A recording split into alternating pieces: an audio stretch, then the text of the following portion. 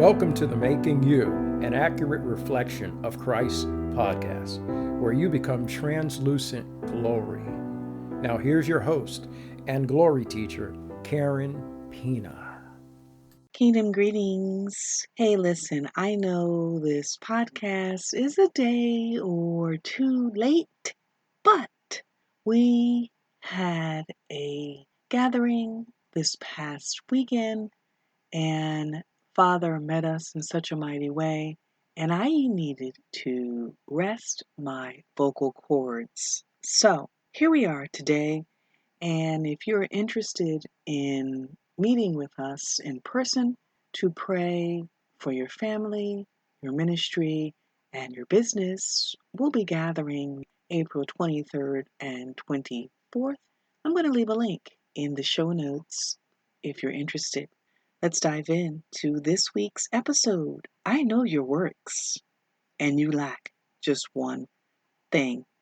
The best way to describe the excellence of this next agent is to simply list the standout actions.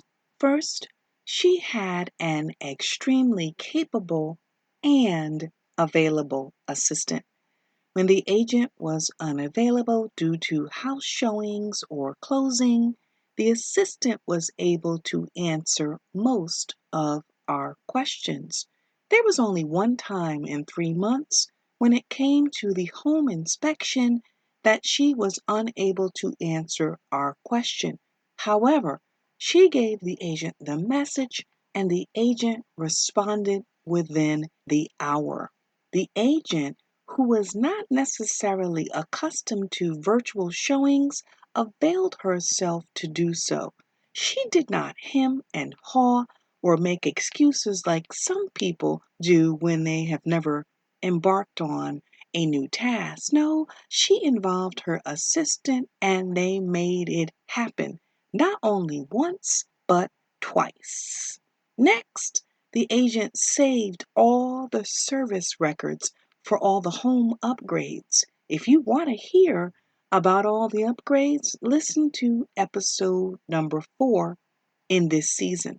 This was extremely helpful because we knew the exact condition of everything in the home. Remember, we sewed for this.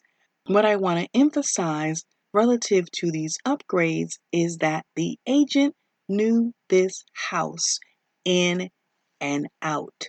Pay attention, real estate agent, know what you're selling. Whenever we asked questions about the home, she was able to supply the paperwork. For example, when insuring the home, the underwriter wanted information about the hurricane shutters. The agent supplied it. Also, we are on 3/4 of an acre, and the agent supplied a free survey of the land, which included a map with an aerial view. Then, you have heard this common expression that teamwork makes the dream work, right? I agree, and I add to this. A heavenly success team makes God's vision work as He intends. This agent and her assistant fit the bill for a dream team. Not only did they work well together, but they also worked well with our loan officer and real estate agent on the sales side. For example, instead of having us send over the executed contract and home inspection information, they did so on our behalf without us even asking them to do so. Additionally, the agent asked us to introduce her to our selling agent for our home so that they could coordinate on both the sales and the purchase to avoid any hiccups. Finally, our closing day arrives. And originally, we intended to go straight to the closing. However, our flight landed early. And because we know how to flex, we could hear God saying, "Go to the house and do a walkthrough prior to the closing." Now, the agent had scheduled her assistant to do a virtual walkthrough with us at the closing office. Yet, when we called to let her know that there was a change in plans, she flexed right alongside us and met us at our new home. It was a last-minute change, and the agent willingly and without any excuses accommodated us. Since we left the plane and went straight to the closing, we were famished by the time we had the keys in our hands. The agent provided a slew of good restaurants for us to explore. She provided a dozen in and around our new location. These referrals are still serving us today. Pay attention, go above and beyond, real estate agent. Last, the agent offered to pick us up at the airport, but since our cars were being transported from our old home to our new home, we rented a car. When it came time to return the rental car, the agent arranged for a limo to pick us up at the airport and to drive us back home. Mind you, this was after the closing. Most agents disappear after they cash that commission check. In case you were not keeping count, these 7 outstanding items complete the level of excellence we receive. Now, before I close out this week's episode, it is important for you to know that there was one area of improvement that this agent and many others needed to make. He knows your works, and you lack one thing. I'm an excellent researcher, and I did research on what the houses in the area sold for 12 months ago and what they will sell for next year. The property saw a huge increase for the past 12 months. However, it was stabilizing, moving ahead 12 months into the future. In short, the market was leveling versus rising. The sellers were asking $15,000 to $20,000 above the market value. When we presented our initial offer, we made the agent aware of the research we conducted as to the reason for the $15,000 difference in our offer. She presented it to the sellers and they indicated that they couldn't go that low. Now, this is very interesting because what we originally offered would have increased what they paid for the house 7 months ago by $2,000. Well, we didn't haggle any more with the negotiations since this wasn't our agent. That's right, it was the seller's agent. Yet she still displayed this type of excellence for someone who wasn't even her client. The agent was still found wanting in this one area.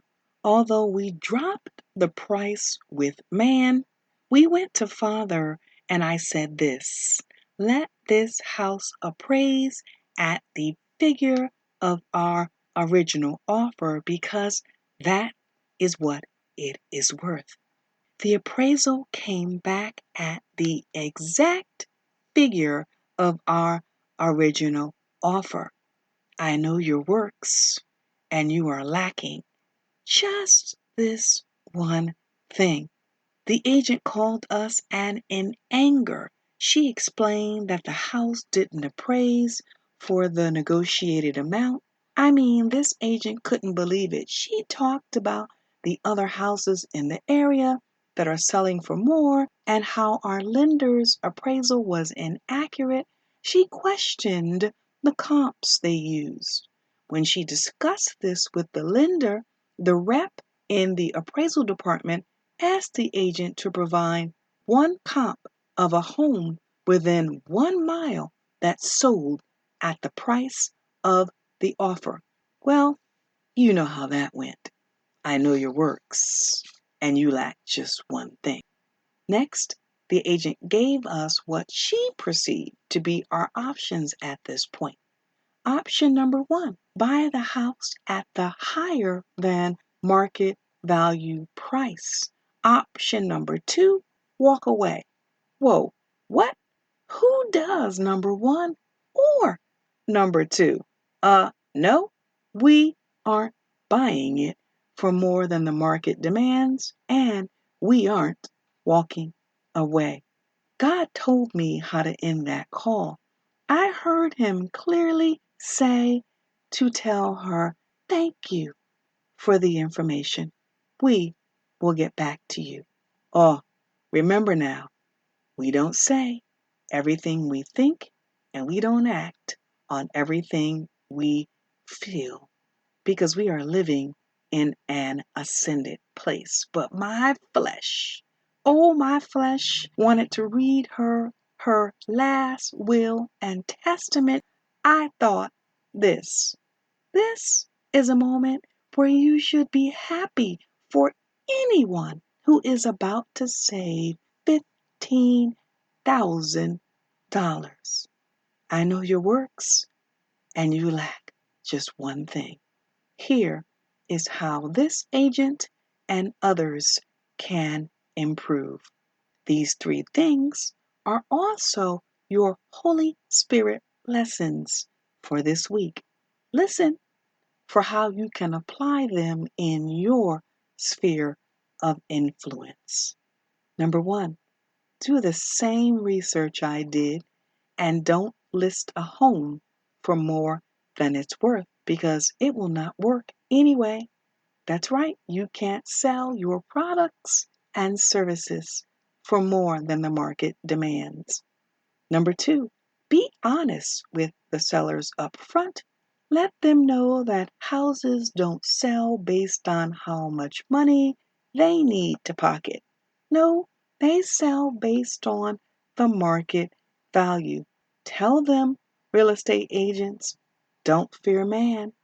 It's your job to be honest, to be ethical. Number 3, don't be selfish, be just. I know you want as much commission as you can get from the sale, but not at someone else's expense. Justly negotiate the sale to benefit all parties, even if it means walking away with less than you anticipated. All the money belongs to God. He can and He will provide what you need outside of the sale. He's a masterful provider. Yes, Jireh is. Reinforce who He is to you by listening to the song in the resources section of the show notes. Don't allow mammon to deceive and tempt you into selling homes above market value. It does not matter how hot the market is. You simply cannot be a heavenly success agent by attempting to sell a house for more than it's worth. That's not excellence, beloved. As Romans 14 and 16 admonishes, don't let your good be evil spoken of. Until next time, blessings. Karen Pina, your host, Glory Teacher, Heavenly Success, and Ascension Specialist, signing out. Thanks for listening to today's podcast. To discuss and learn more about this episode, join your Glory community at www.gloryschoolcommunity.com. Finally, be sure to sign up for the RSS feed to know when the next episode is uploaded.